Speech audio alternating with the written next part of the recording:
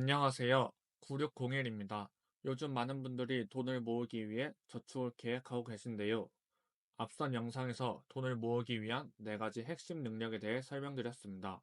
그중 돈을 모으기 위해 가장 먼저 개발해야 할 능력은 바로 돈을 잘 쓰는 능력이라고 강조했습니다. 혹시 아직 그 영상을 보지 않으셨다면 꼭 시청해 보시길 추천드립니다. 돈을 모으려면 기본적으로 지출 관리가 필수입니다. 그래서 많은 분들이 소비를 극단적으로 줄이는 짠테크나 무지출 챌린지를 도전하시는데요. 하지만 대부분 얼마 지나지 않아 포기하고 맙니다. 왜 그럴까요? 이유는 간단합니다.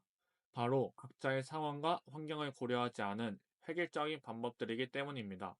저 역시 비슷한 경험이 있습니다. 첫 직장에서 2달 동안 받은 월급을 모두 써버렸습니다. 부모님과 여자친구에게 선물을 하고 평소 갖고 싶었던 컴퓨터와 신발도 구매했습니다.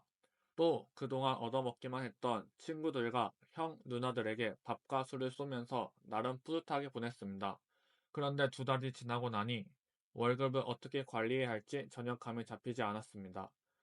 돈은 모으고 싶은데 도대체 월급 중 얼마를 써야 하는지, 또 어떻게 써야 하는지 고민이 되기 시작했습니다. 이 고민을 해결하기 위해 여러 경제 서적과 유튜브를 시청했습니다. 그리고 한 가지를 깨달았습니다. 단순히 지출을 줄이는 것만이 정답이 아니다. 라는 것을요. 그보다 더 중요한 것은 현명하고 똑똑하게 소비하는 것입니다. 똑똑한 소비란 돈을 최대한 효율적으로 사용하는 것을 의미하는데요. 이를 위해서는 소비를 보다 넓은 시각으로 바라보는 것이 필요합니다. 물론 짠테크나 무지출 챌린지처럼 지출을 절대적으로 제한하는 방법도 효과가 있습니다. 하지만 그보다 먼저 소비에 대한 깊은 이해가 선행된다면 이런 방법들의 효과가 몇 배로 커질 수 있습니다. 오늘은 현명한 소비를 위해 꼭 알아야 할 3가지를 소개해 드리겠습니다. 이 3가지를 통해 나만의 소비 철학과 기준을 세우실 수 있을 겁니다. 영상 끝에는 한 가지 방법을 번외로 더 알려드릴 테니 영상을 끝까지 봐주세요. 현명한 소비의 첫 번째 방법은 지출의 형태를 나누는 것입니다. 돈을 쓴다고 해서 모든 소비가 똑같지 않습니다. 돈을 쓸 때 그 돈이 어디에 왜 쓰이는지를 여러 범주나 항목으로 나눠서 살펴볼 필요가 있습니다. 저는 지출을 4가지 주요 항목으로 구분해 나의 소비 패턴을 파악하는 것을 추천드립니다. 이 과정은 마치 렌즈에 묻은 얼굴을 닦아내는 것과 같습니다. 얼룩이 사라지면 선명한 사진을 찍을 수 있는 것처럼 복잡했던 지출 상황도 각 요소가 명확히 드러나야 전체가 보이기 시작합니다. 그냥 돈을 안 쓰면 되는 거 아닌가요? 이렇게 생각하실 수 있습니다. 맞습니다. 돈을 최대한 아낀다면 더 빨리, 더 많이 모을 수 있을 것입니다. 하지만 우리의 진짜 목적은 단순히 모으는 게 아닙니다. 돈을 모아 더 행복한 삶을 살기 위한 것이죠. 이 내용은 3번째 방법에서 조금 더 자세히 다루겠습니다. 소비는 보통 생계 소비, 여가 소비, 투자 소비, 사치성 소비로 나눌 수 있습니다. 먼저 생계 소비는 숨 쉬는 데 필요한 지출이라고 할 수 있습니다. 월세, 생활비, 교통비, 통신비 등 기본적인 삶을 유지하는 데 필요한 지출입니다. 여가 문화 소비는 삶의 질을 높이기 위한 지출입니다. 외식, 영화 관람, 여행 등이 이에 해당됩니다. 투자 소비는 미래를 위한 지출로 자기 개발이나 건강에 투자하는 비용입니다. 마지막으로 사치성 소비는 필요 이상의 과도한 지출로 명품 구매, 외제차, 잦은 해외여행 등이 이에 해당됩니다. 이렇게 지출을 나누어 내 소비 패턴을 파악해야 합니다. 이를 바탕으로 어디에 과지출이 되고 있는지, 더 줄일 수 있는 부분은 없는지 점검해야 합니다.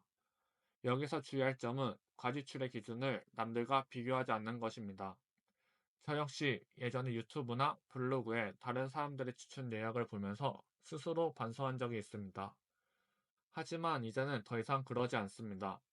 과지출의 기준은 사람마다 다르다는 것을 깨달았기 때문입니다. 예를 들어 서울에서는 사회초년생이 자동차나 택시가 가소비라는 인식이 있습니다.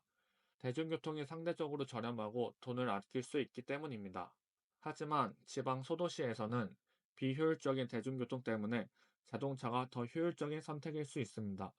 따라서 나의 상황과 환경에 맞는 기준을 설정하는 것이 중요합니다. 지금 당장 노트를 꺼내 최근 3개월간의 소비 내역을 정리해 보세요. 각 지출이 4가지 항목 중 어디에 해당되는지 점검하고 줄일 수 있는 부분이 있는지 확인해 보시기 바랍니다. 작게라도 실천하는 것이 정말 중요합니다. 현명한 지출을 위한 2번째 방법은 금액보다 가치에 중점을 두는 것입니다. 가치와 가격은 엄연히 다릅니다. 비용이 아무리 높더라도 그보다 더 높은 가치를 제공한다면 그 소비는 현명한 소비가 될 수 있습니다. 싼 게 비지떡이라는 말처럼 단순히 가격이 낮다고 해서 만족스러운 소비가 되는 것은 아닙니다. 반면 가치에 맞는 소비를 하게 되면 돈을 쓰는 행위 자체가 삶의 질을 높여줍니다. 왜냐하면 돈을 쓰고 나면 후회는 줄어들고 만족감은 높아지기 때문입니다.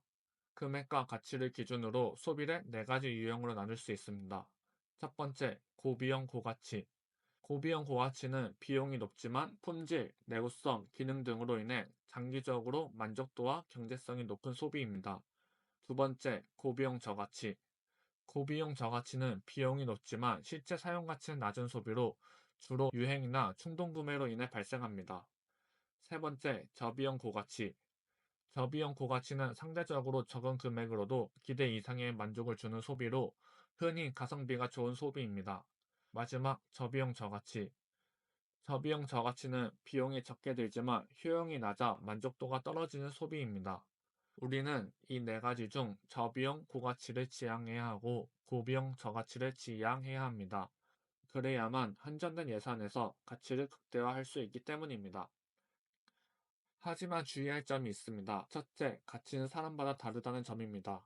어떤 사람에게는 중요하게 느껴지는 기능이나 서비스가 나에게는 전혀 필요하지 않을 수 있습니다. 예를 들어, 제 친구 중에 꼭 스타벅스 커피만 마시는 친구가 있습니다. 그 친구에게는 스타벅스의 커피 맛과 브랜드가 중요해서 스타벅스가 고비형 고가치 상품으로 느껴집니다. 반면 저는 커피 맛도 잘 모르고 브랜드에도 크게 신경을 쓰지 않습니다. 이런 저에게는 스타벅스는 고비용 저가치에 해당됩니다. 둘째, 저비용 고가치 선택지가 없을 때의 문제입니다. 이 경우에는 고비용 고가치와 저비용 저가치 중 무엇을 선택할지 고민하게 됩니다. 물론 사람마다 선호도와 예산이 다르기 때문에 정답은 없습니다. 그럼에도 한 가지 팁을 드리자면 예상 사용 기간을 기준으로 판단해 보세요. 전자제품처럼 오랫동안 사용할 제품이나 서비스라면 고비용, 고가치 상품을 선택하는 것이 좋습니다. 반대로 단기적으로 사용할 물건이라면 저비용, 저가치를 선택하는 것도 고려할 수 있습니다. 일주일 동안 내가 한 소비가 어느 유형에 해당하는지 확인해 보세요. 특히 고비용, 저가치에 해당하는 소비가 있다면 즉시 소비 패턴을 개선해 보시기 바랍니다. 마지막 세 번째 방법을 이해하기 전에 한 가지 질문을 드리겠습니다. 여러분에겐 돈은 무엇인가요? 갑자기 너무 추상적이고 어려운 질문을 드렸죠. 사실 이 질문엔 정답이 없습니다. 각자 가치관에 따라 다른 정답이 있을 테니까요. 저에게 돈이란 시간을 저장하는 매개체라고 생각합니다. 우리는 돈을 통해 우리의 시간을 절약할 수 있습니다. 대중교통을 이용하고 세탁기를 사용하는 것처럼 말이죠. 이 개념은 특히 부동산 시장에서 두드러집니다. 예를 들어 강남이나 여의도처럼 직장과 가까운 지역의 아파트의 가격은 비쌉니다.